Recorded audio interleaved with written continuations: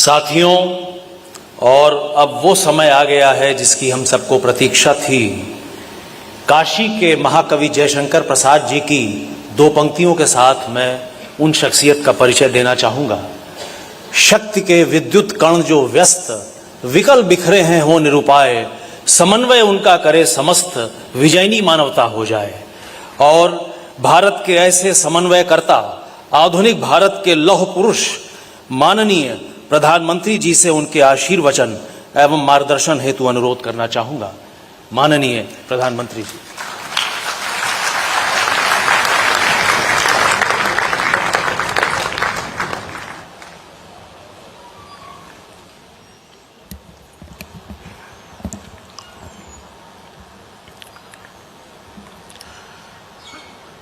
उत्तर प्रदेश की राज्यपाल श्रीमती आनंदीबेन पटेल जी,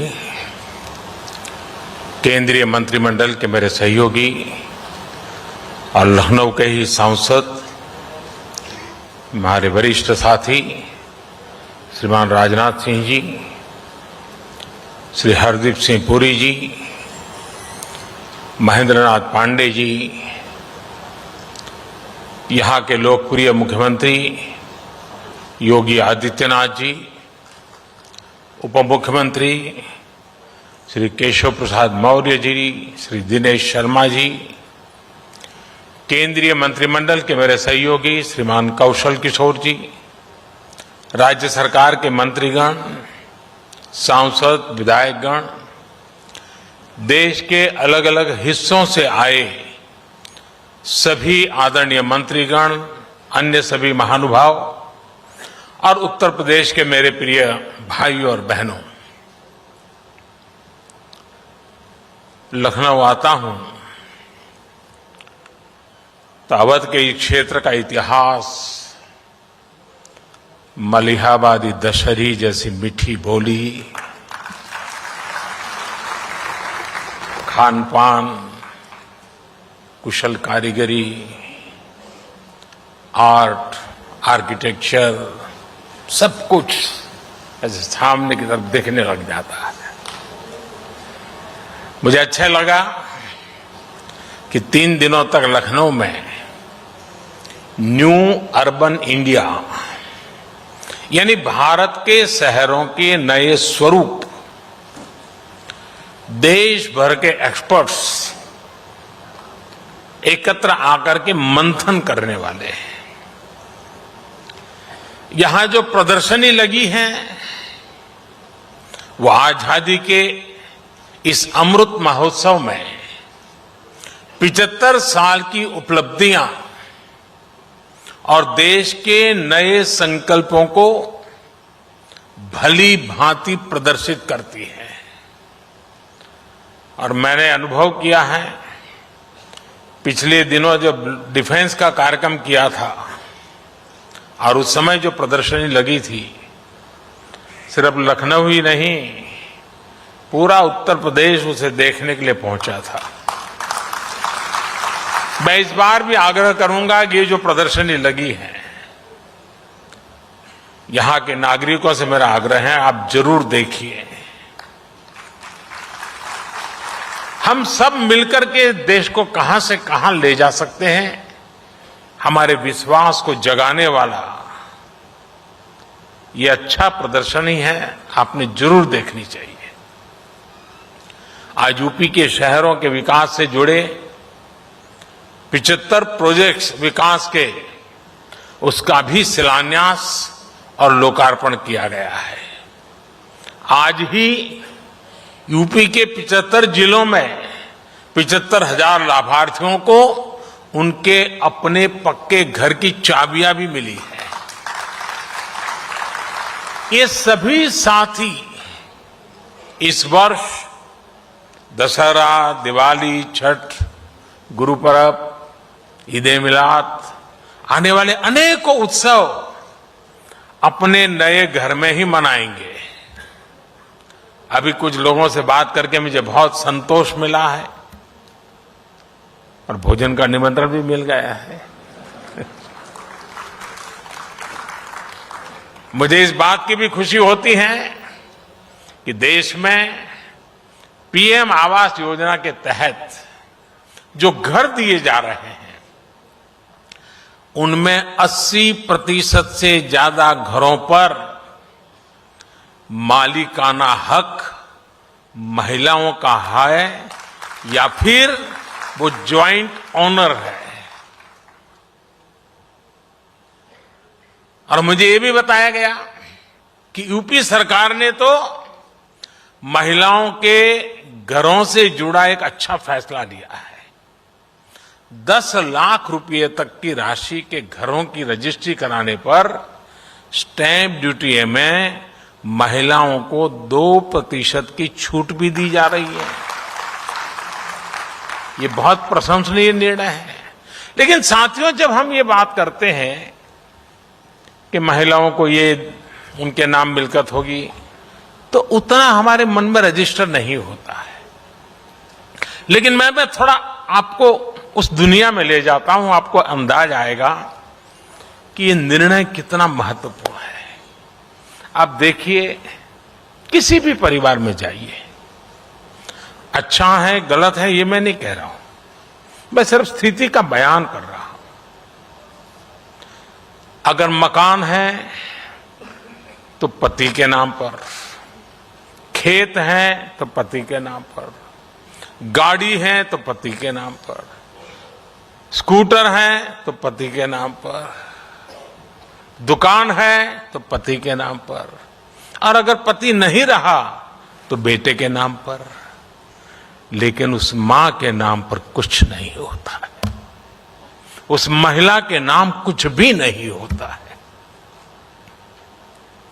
एक स्वस्थ समाज के लिए संतुलन बनाने के लिए कुछ कदम उठाने पड़ते हैं, और इसलिए हमने तय किया है कि सरकार जो आवास देगी उसका मालिकाना हक महिला को दिया जाए।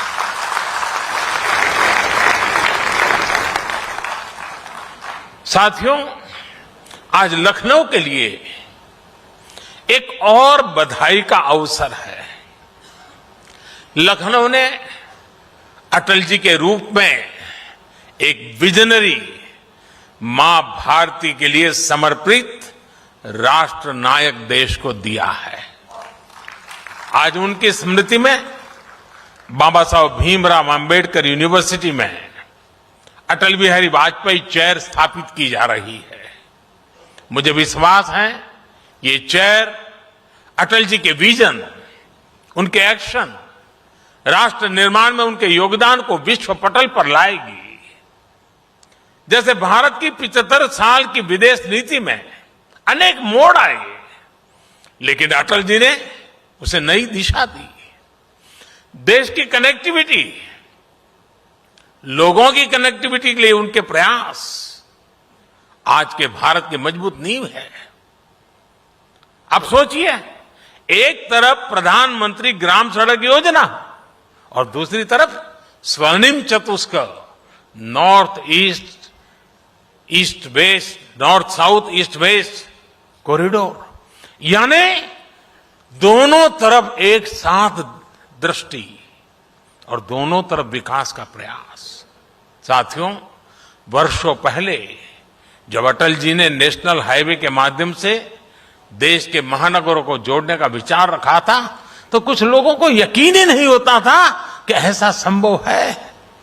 6-7 पहले जब मैंने गरीबों के लिए करोड़ों पक्के घर, करोड़ों शौचालय, तेजी से चलने वाली रेल, शहरों में पाइप से गैस, ऑप्टिकल फाइबर जैसे बड़े इंफ्रास्ट्रक्चर प्रोजेक्ट की बात की, तब भी आदतन कुछ लोग यही सोचते थे कि इतना सब कुछ कैसे हो पाएगा। लेकिन आज इन अभियानों में भारत की सफलता दुनिया देख रही है।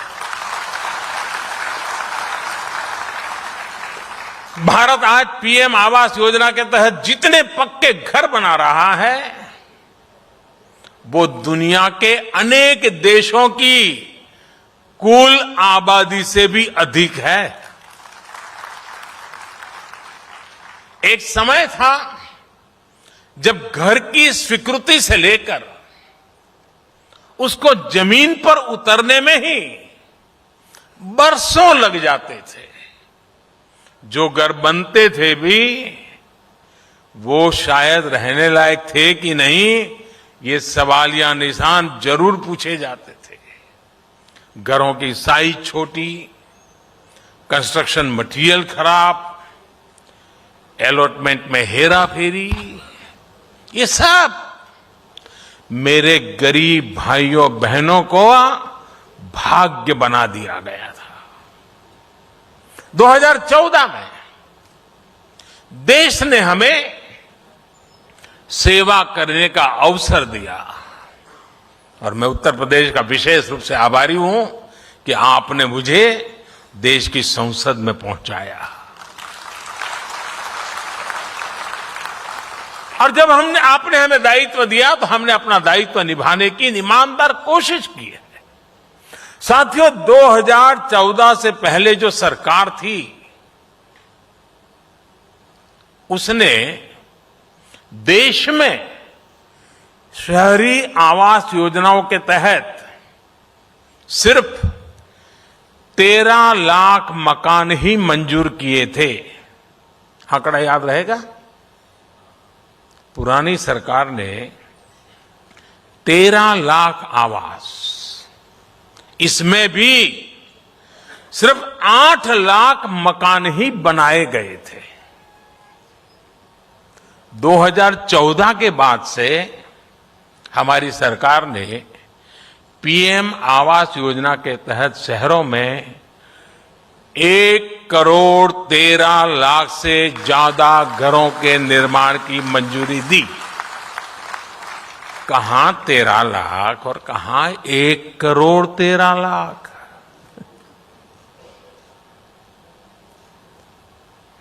इसमें से 50 लाख से ज्यादा घर बनाकर उन्हें गरीबों को सौंपा भी जा चुका है। साथियों, ईंट पत्थर जोड़कर इमारत तो बन सकती है, लेकिन उससे घर नहीं कह सकते। लेकिन वो घर तब बनता है जब उसमें परिवार के हर सदस्य का सपना जुड़ा हो, अपनापन हो, परिवार के सदस्य जी जान से एक लक्ष्य के लिए जुटे हुए हो, तब इमारत घर बन जाती है। साथियों, हमने घरों के डिजाइन से लेकर घरों के निर्माण तक की पूरी आजादी लाभार्थियों को सौंप दी है। उनको मर्जी पड़े वैसा मकान बनाए। दिल्ली में एयर कंडीशन कमरे में बैठ करके कोई ये तय नहीं कर सकता कि तुम्हारी खिड़की उधर होगी या इधर होगी। 2014 के पहले सरकारी योजनाओं के घर किस साइज के बनेंगे, इसकी कोई स्पष्ट नीति ही नहीं थी। कहीं 15 स्क्वायर मीटर के मकान बनते थे तो कहीं 17 स्क्वायर मीटर के। इतनी छोटी जमीन पर जो निर्माण होता था उसमें रहना भी मुश्किल था। 2014 के बाद हमारी सरकार ने घरों की साइज को लेकर भी स्पष्ट नीति बनाई। हमने ये तय किया कि 22 स्क्वायर मीटर से छोटा कोई घर नहीं बनेगा। हमने घर का साइज भी बढ़ाने के साथ ही पैसा सीधा लाभार्थियों के बैंक खाते में भेजना शुरू किया। गरीबों के बैंक खातों में घर बनाने के लिए भेजी ये राशि कितनी है, इसकी चर्चा बहुत कम हुई है। आप जानकर हैरान रह जाएंगे कि पीएम आवास योजना शहरी के तहत केंद्र सरकार ने करीब करीब 1 लाख करोड़ रुपए गरीबों के बैंक खाते में ट्रांसफर किए। साथियों, हमारे यहां कुछ महानुभाव कहते रहते हैं कि मोदी ने, हमने प्रधानमंत्री तो बना दिया, मोदी ने किया क्या?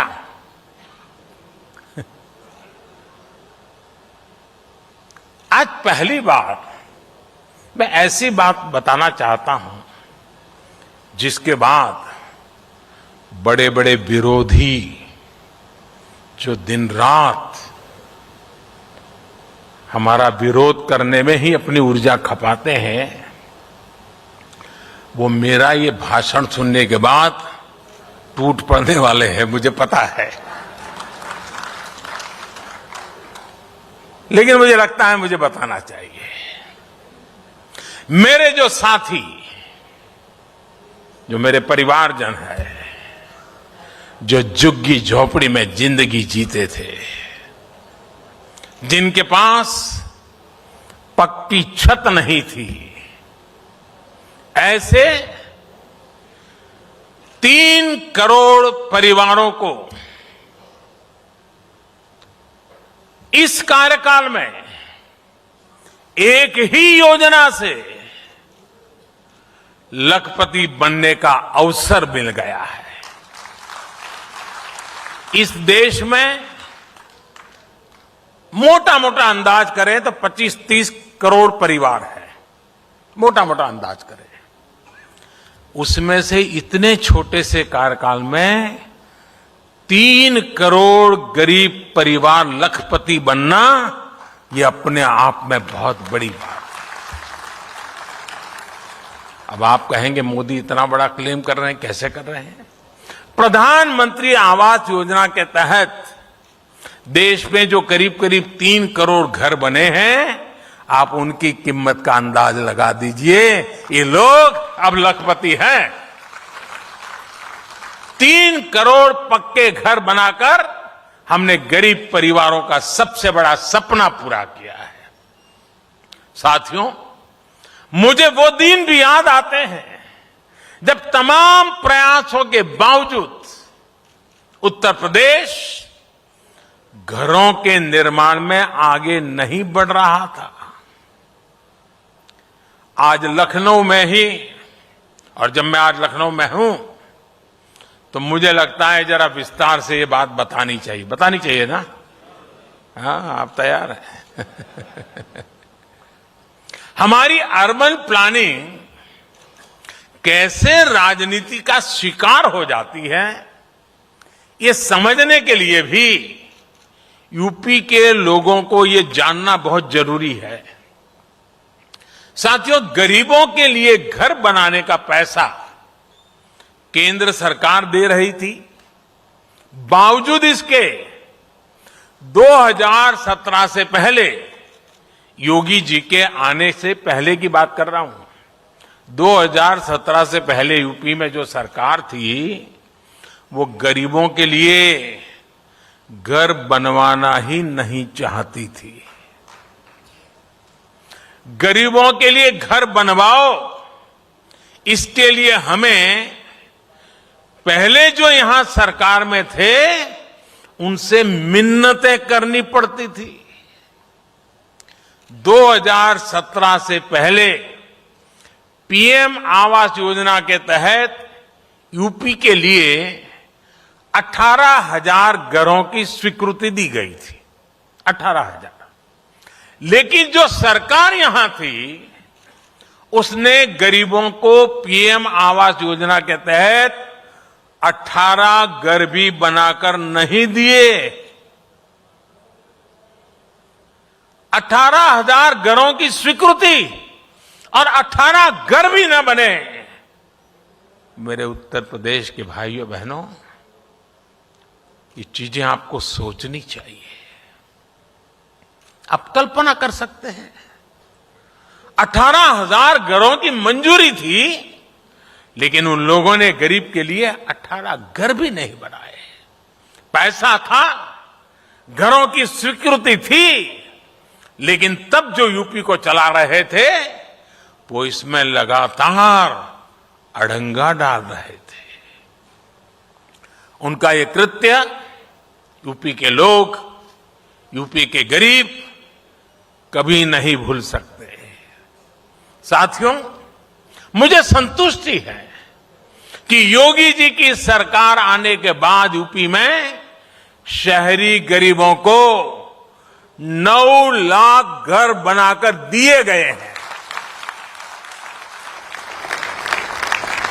शहर में रहने वाले हमारे गरीब भाई बहनों के लिए अब यूपी में 14 लाख घर निर्माण के अलग अलग चरणों में है। अब घर में बिजली, पानी, गैस, शौचालय ऐसी सुविधाएं भी मिल रही हैं, तो गृह प्रवेश भी पूरी खुशी के साथ, आन बान के साथ हो रहा है। लेकिन मैं जब उत्तर प्रदेश आया हूं तो कुछ होमवर्क भी देने का मन करता है। दे दूं? लेकिन आपको करना पड़ेगा। करेंगे? पक्का? देखिए, मैंने अखबार में पढ़ा है और अभी योगी जी भी शायद मैं पूछ रहा था, इस बार दीपावली में अयोध्या में कहते हैं 7.5 लाख दिए हैं, 7.5 लाख दिए का कार्यक्रम होगा। मैं उत्तर प्रदेश को कहता हूं कि रोशनी के लिए स्पर्धा में मैदान में आए। देखे, अयोध्या ज्यादा दिए जलाता है कि ये जो 9 लाख घर दिए गए हैं, वे 9 लाख घर 18 लाख दिए जला करके दिखाएं। हो सकता है क्या? जिन परिवारों को ये 9 लाख परिवार, गरीब परिवारों को घर मिले पिछले 7 साल में, वे 2-2 दिया अपने घर के बाहर जलाएं। अयोध्या में 7.5 लाख दिए जलेंगे।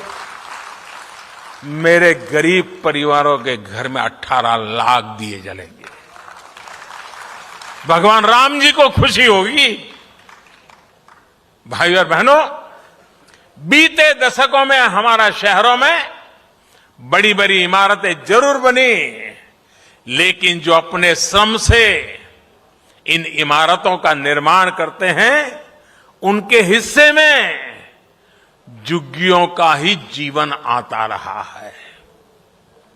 झुग्गियों की स्थिति ऐसी जहां पानी और शौचालय जैसी मूल सुविधाएं तक नहीं मिलती। झुग्गी में रहने वाले हमारे भाई बहनों को अब पक्के घर बनाने से बहुत मदद मिल रही है। गांव से शहर काम के लिए आने वाले श्रमिकों को उचित किराए पर बेहतर रिहाइश मिले, इसके लिए सरकार ने योजना शुरू की है। शहरी मिडिल क्लास की परेशानियां और चुनौतियों को भी दूर करने का हमारी सरकार ने बहुत गंभीर प्रयास किया है। रियल एस्टेट रेगुलेटरी अथॉरिटी यानी रेरा कानून ऐसा ही एक बड़ा कदम रहा है। इस कानून ने पूरे हाउसिंग सेक्टर को अविश्वास और धोखाधड़ी से बाहर निकालने में बहुत बड़ी मदद की है। इस कानून के बनने से घर खरीदारों को समय पर न्याय भी मिल रहा है। हमने शहरों में अधूरे पड़े घरों को पूरा करने के लिए हजारों करोड़ रुपए का विशेष फंड भी बनाया है।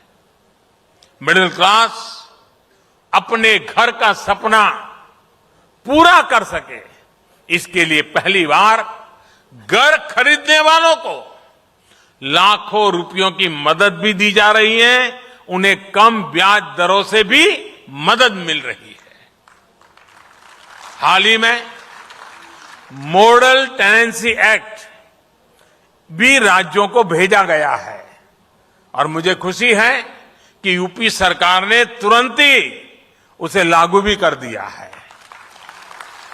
इस कानून ने मकान मालिक और किराएदार दोनों की बरसों पुरानी दिक्कतें दूर हो रही है। इससे किराए का मकान मिलने में आसानी भी होगी और रेंटल प्रॉपर्टी के बाजार को बल मिलेगा। अधिक निवेश और रोजगार के अवसर बनेंगे। भाइयों और बहनों, कोरोना के काल में वर्क फ्रॉम होम को लेकर जो नियम बनाए गए, उनसे शहरी मिडिल क्लास का जीवन और आसान हुआ है। रिमोट वर्किंग के आसान होने से कोरोना काल में मिडिल क्लास के साथियों को बहुत राहत मिली है। भाई और बहनों, अगर आप याद करें तो 2014 से पहले हमारे शहरों की साफ सफाई को लेकर अक्सर हम नकारात्मक चर्चाएं ही सुनते थे। गंदगी को शहरी जीवन का स्वभाव मान लिया गया था। साफ सफाई के प्रति बेरुखी से शहरों की सुंदरता, शहरों में आने वाले टूरिस्ट, इस पर तो असर पड़ता ही है। शहर में रहने वालों के स्वास्थ्य पर भी ये बहुत बड़ा संकट होता है। इस स्थिति को बदलने के लिए देश स्वच्छ भारत मिशन और अमृत मिशन के तहत बहुत बड़ा अभियान चला रहा है। बीते वर्षों में शहरों में 60 लाख से ज्यादा निजी टॉयलेट और 6 लाख से अधिक सामुदायिक शौचालय बने हैं। 7 साल पहले तक यहां सिर्फ 18% कचरे का ही निष्पादन हो पाता था, वो आज बढ़कर 70% हो चुका है। यहां यूपी में भी वेस्ट प्रोसेसिंग की बड़ी क्षमता बीते वर्षों में विकसित की गई है और आज मैंने प्रदर्शनी में देखा ऐसी अनेक चीजों को वहां रखा गया है और मन को बड़ा सुकून देने वाला दृश्य है। अब स्वच्छ भारत अभियान 2.0 के तहत शहरों में खड़े कूड़े के पहाड़ों को हटाने का अभियान भी शुरू कर दिया गया है। साथियों, शहरों की भव्यता बढ़ाने में एक और अहम भूमिका निभाई है एलईडी लाइट्स ने। सरकार ने अभियान चलाकर देश में 90 लाख से ज्यादा पुरानी स्ट्रीट लाइट्स को एलईडी से बदला है। एलईडी स्ट्रीट लाइट लगने से शहरी निकायों के भी हर साल करीब 1000 करोड़ रुपए बच रहे हैं। अब ये राशि विकास के दूसरे कार्यों में वो शहरी निकाय लगा सकते हैं और लगा रहे हैं। एलईडी ने शहर में रहने वाले लोगों का बिजली बिल भी बहुत कम किया है। जो एलईडी बल्ब पहले 300 रुपये से भी महंगा आता था, वो सरकार ने उजाला योजना के तहत 50-60 रुपये में बना दिया है। इस योजना के माध्यम से करीब 37 करोड़ एलईडी बल्ब बांटे गए हैं। इस वजह से गरीब और मध्यम वर्ग का करीब 24,000 करोड़ रुपए बिजली बिल में बचत हुई है। साथियों, 21वीं सदी के भारत में शहरों के कायाकल्प का सबसे प्रमुख तरीका है टेक्नोलॉजी का ज्यादा से ज्यादा इस्तेमाल। शहरों के विकास से जुड़ी जो संस्थाएं हैं, जो सिटी प्लानर्स हैं, उन्हें अपनी अप्रोच में सर्वोच्च प्राथमिकता टेक्नोलॉजी को देनी होगी। और साथियों, जब हम गुजरात में छोटे से इलाके में रहते थे और जब भी लखनऊ की बात आती थी तो लोगों के मुंह से निकलता था कि भाई लखनऊ में तो कहीं पर जाइए सुनने को मिलता है पहले आप, पहले आप, पहले आप। यही बात होती है। आज मजाक में ही सही, हमें टेक्नोलॉजी को भी कहना पड़ेगा पहले आप। भारत में पिछले 6-7 वर्षों में शहरी क्षेत्र में बहुत बड़ा परिवर्तन टेक्नोलॉजी से आया है। देश के 70 से ज्यादा शहरों में आज जो integrated command and control centre चल रहे हैं, उसका आधार टेक्नोलॉजी ही है। आज देश के शहरों में सीसीटीवी कैमरों का जो नेटवर्क बिछ रहा है, टेक्नोलॉजी ही उसे मजबूत कर रही है। देश के 75 शहरों में जो 30,000 से ज्यादा आधुनिक सीसीटीवी कैमरे लगे हैं, उनकी वजह से गुनहगारों को 100 बार सोचना पड़ता है। ये सीसीटीवी अपराधियों को सजा दिलाने में भी काफी मदद कर रहे हैं। साथियों, आज भारत के शहरों में हर रोज जो हजारों टन कूड़े का निस्तारण हो रहा है, प्रोसेस हो रहा है, सड़कों के निर्माण में लग रहा है, वो भी टेक्नोलॉजी की वजह से है।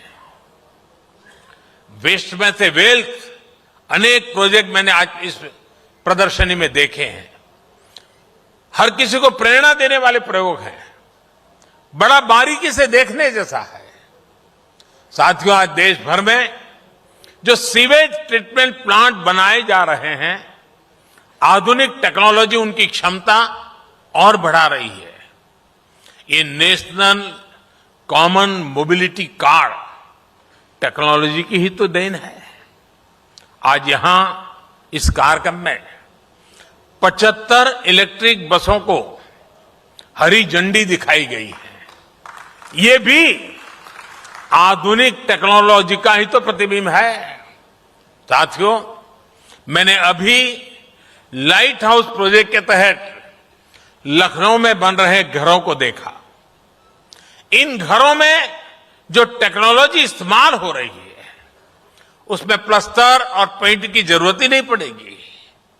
इसमें पहले से तैयार पूरी दीवारों का उपयोग किया जाएगा। इससे घर और तेजी से बनेंगे। मुझे विश्वास है कि यहां लखनऊ में देश भर से जो साथी आए हैं, वो इस प्रोजेक्ट से बहुत कुछ सीख कर जाएंगे और अपने शहरों में इनको इंप्लीमेंट करने का प्रयास करेंगे। साथियों, टेक्नोलॉजी कैसे गरीब का जीवन बदलती है, इसका एक उदाहरण पीएम स्वनिधि योजना भी है।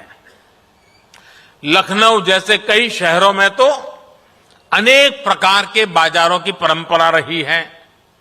कहीं बुध बाजार लगता है, कहीं गुरु बाजार लगता है, कहीं शनि बाजार लगता है, और इन बाजारों की रौनक हमारे रेहड़ी पटरी वाले भाई बहनें ही बढ़ाते हैं।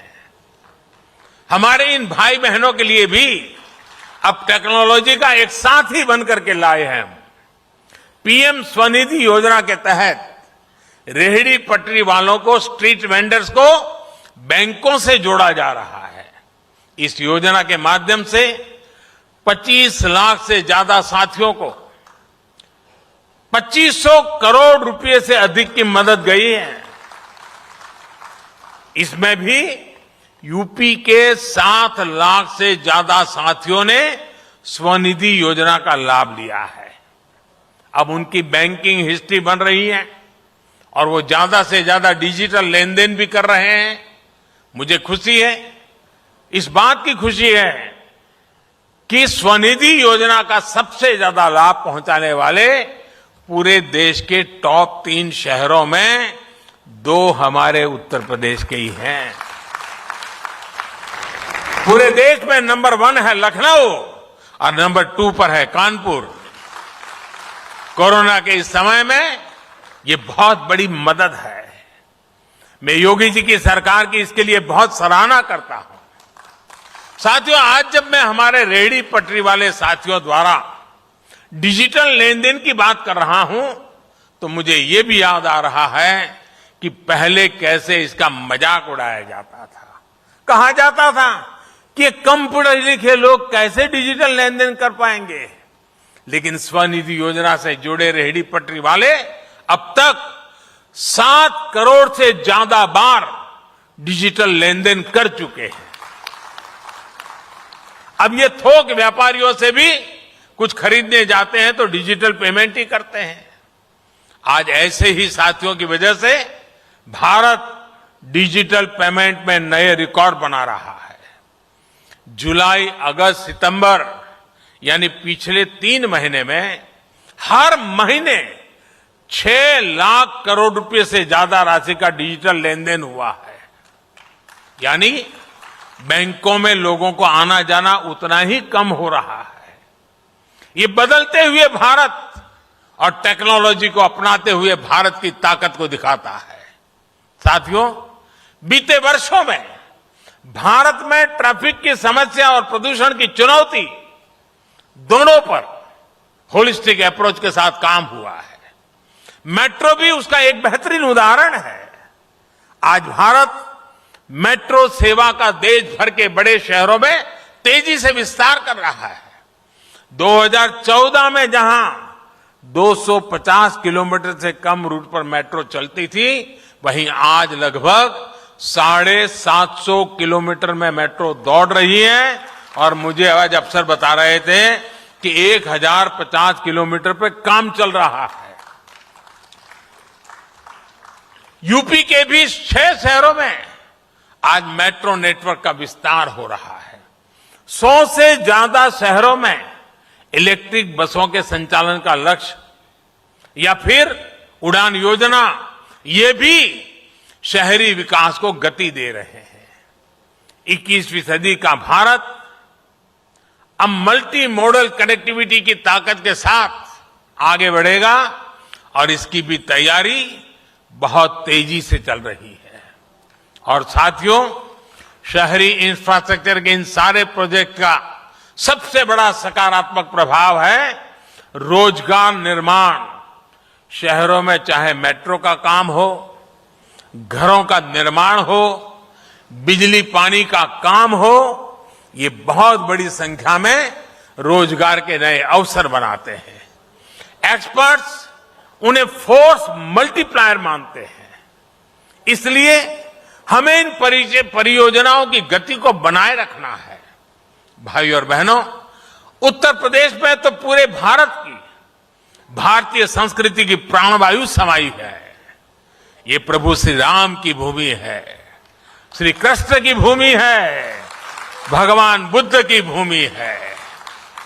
यूपी की समृद्ध विरासत को संजोना, संवारना, शहरों को आधुनिक बनाना हम सबकी जिम्मेदारी है। 2017 के पहले के यूपी और बाद के यूपी का अंतर उत्तर प्रदेश के लोग भी अच्छे जानते हैं। पहले बिजली यूपी में आती कम थी, जाती ज्यादा थी। और आती भी थी तो वहां आती थी जहां नेता चाहते थे। बिजली सुविधा नहीं, सियासत का टूल थी। सड़क सिर्फ तब बनती थी जब सिफारिश हो। पानी की स्थिति तो आप सभी को पता है। अब बिजली सबको, सब जगह एक समान मिल रही है। अब गरीब के घर में भी बिजली आती है। गांव की सड़क किसी सिफारिश की मोहताज नहीं है। यानी शहरी विकास के लिए जिस इच्छा शक्ति की जरूरत है, वो भी आज यूपी में मौजूद है। मुझे विश्वास है आज यूपी की जिन परियोजनाओं का शिलान्यास हुआ है, वो योगी जी के नेतृत्व में तेजी से पूरी की जाएगी। एक बार फिर आप सभी को विकास परियोजना की बहुत बहुत बधाई, बहुत बहुत धन्यवाद।